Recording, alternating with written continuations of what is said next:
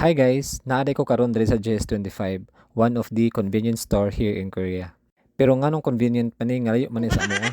Anyway, it's 5 minutes walking distance from our company. Bago pa day kong mata og nidiretso na ko diri.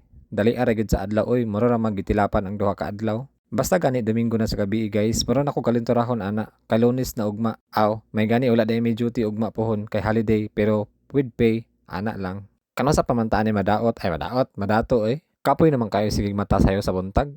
Anyway, namalit ako anig mga snacks, mga chocolates. In town, makita na ako ning mga pagkaon sa Korean drama. Karon halos natilawan na nako tanan. Okay sad.